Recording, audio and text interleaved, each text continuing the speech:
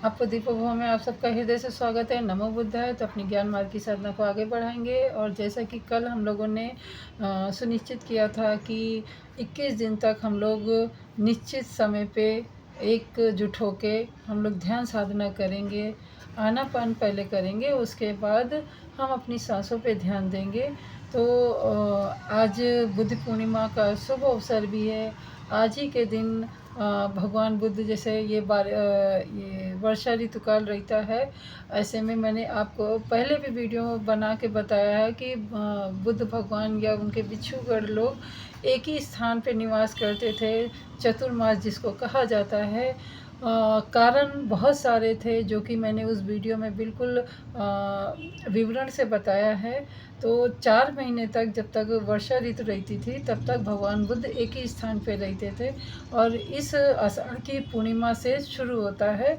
और इस समय जो चंद्रमा रहता है अपनी पूरी 16 कलाओं में रहता है और पूर्ण स्वच्छ और निर्मल रहता है, जो एक शांत हृदय की पहचान भी है। तो यही सब कारण है जिसके लिए पूर्णिमा का अपना एक महत्व है। तो चलिए हम लोग अपना जो 21वां दिन है, 21 दिन का हम लोगों ने प्रण लिया है। तो आज हम पहला दिवस मान रहे हैं, पूर्णिमा के दिन से शुरुआत करते हैं। तो सभी लोग अपने अपने स्थान पर सुखपूर्वक बैठ जाइए और जैसा कि रीढ़ की हड्डी बिल्कुल सीधी रखिए और ये जो अपने कंधे हैं बिल्कुल आराम से रखिए, कोई तनाव नहीं, चेहरे पे भी कोई तनाव नहीं। मन को पहले शांत कर लीजिए, हो सके तो पानी आनी भी पी लीजिए और एक छोटा सा दीपक जला के रख लीजिए अगर अंधेरा लग रहा हो, क्योंकि ज़्यादा रोशनी वगैरह नहीं रखना है, आँखों को थोड़ा सा तकलीफ़ होती है। चश्मा वगैरह लगाए हो वो भी आप निकाल दीजिए। मैंने तो आज पहले से ही निकाल दिया है। तो चलिए शुभारंभ करते हैं। तो अपने कंधे बिल्कुल सीधे रखिए, रीढ़ की हड्डी बिल्कुल सीधी रखिए और पहले गहरी सांस लीजिए।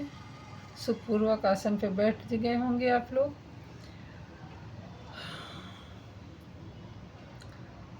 आंखें बंद कर लीजिए, मन शांत, सिर्फ सांसों पे ध्यान देना है। कल जैसा कि बताया गया था, जरा सा भी सांसों पे जोर नहीं देना है। जैसे ही स्वाभाविक रूप से आ रही है और जा रही है, सिर्फ आपको उसको महसूस करना है। सांसों की रफ्तार हमें बढ़ानी नहीं है, ना ही सांसों की रफ्तार हमें घटानी है। शांत चित्त से सिर्फ देखना है, महसूस करना है। आपके पूरे शरीर में जगह जगह संवेदनाएं होंगी, उनको भी महसूस करना है, पर उनको आते जाते देना है, उन पे ध्यान नहीं देना है, सिर्फ महसूस करना है। और आप उनको सिर्फ देखते ही रहना है। संवेदनाएं उठेंगी और फिर शांत हो जाएंगी।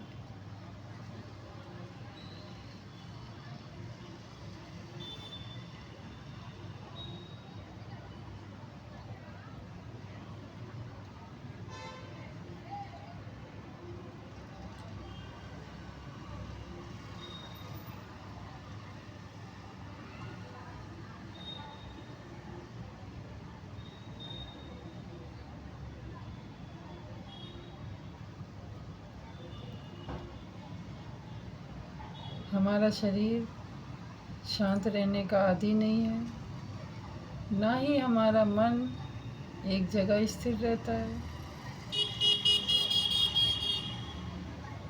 शरीर अपना दुख बताएगा तरह तरह की संवेदनाएं द्वारा, और मन विचलित होएगा तो दिखाएगा, अजीब अजीब से आपके दिमाग में विचार आएंगे। उन विचारों में खो नहीं जाना है, सिर्फ और सिर्फ उन्हें देखना है। उदाहरण के लिए आप समझ लीजिए, एक छोटा बालक है, किसी चीज़ के लिए जिद करता है, वो बहुत नाराज़ होता है।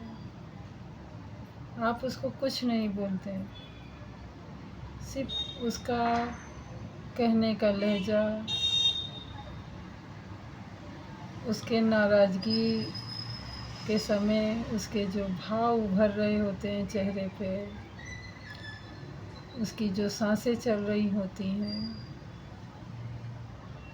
या फिर जैसी वो शरीर द्वारा प्रतिक्रिया दिखाता है, आप शांत सिर्फ देखते रहते हैं, तो आप बाद में यही पाएंगे कि एक सीमा तक सिर्फ वो अकेले ही बोलता रहा, और बोलते बोलते थक कर हार जाएगा, शांत हो जाएगा। उसी प्रकार हमारे विचार हैं, हमारी संवेदनाएं हैं। जब हम उनको महत्व नहीं देते हैं, तो वो भी आ के हमें परेशान करके फिर शांत हो जाती हैं।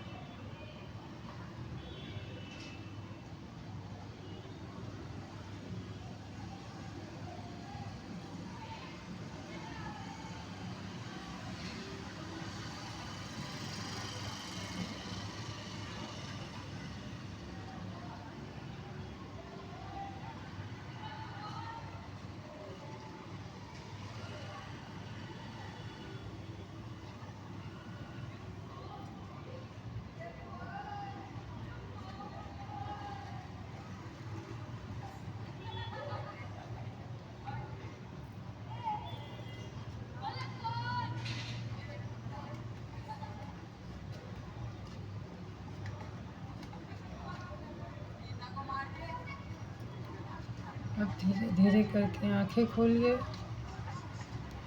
अपनी दोनों हथेलियों को देखिए, धीरे से ऐसे जोड़िए और धीरे धीरे दोनों हथेलियों को एक दूसरे से इस तरीके से मिलाइए जैसे आप दूध को दही में मिलाते हैं, बहुत ही हल्के हाथों से, कोमलता के साथ। और फिर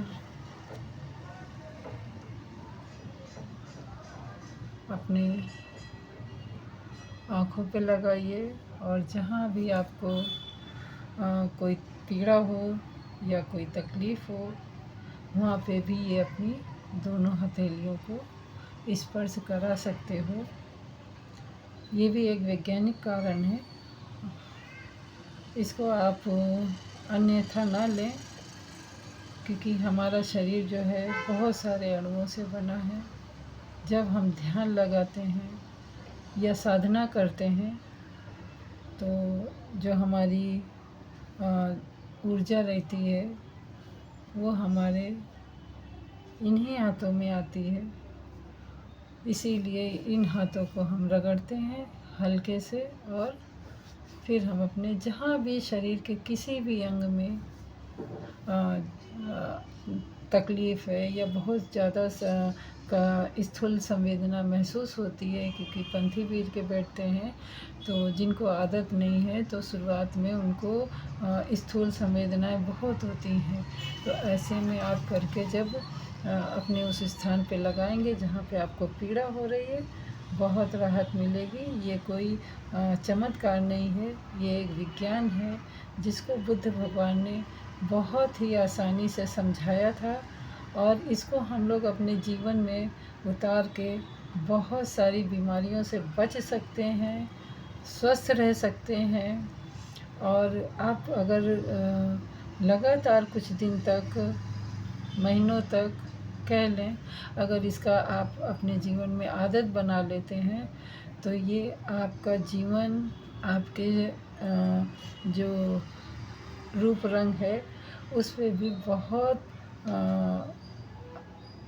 बदलाव देखने को मिलेगा। क्योंकि जो हमारे अंदर की अच्छी ऊर्जा रहती है या फिर जो हमारा ऑरा रहता है वो स्वच्छ और निर्मल जब होने लगता है तो वो हमारे जो मुखमंडल पे है वो आभा बन के निकल के आता है।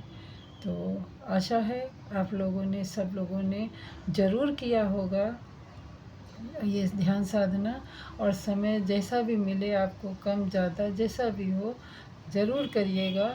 और जब आप किसी चीज़ का अभ्यास करने लगते हैं तभी उस चीज़ की अच्छाई या बुराई पता चलती है। तो कैसा भी अनुभव हुआ हो, कृपया करके कमेंट द्वारा ज़रूर बताने की कृपा करें।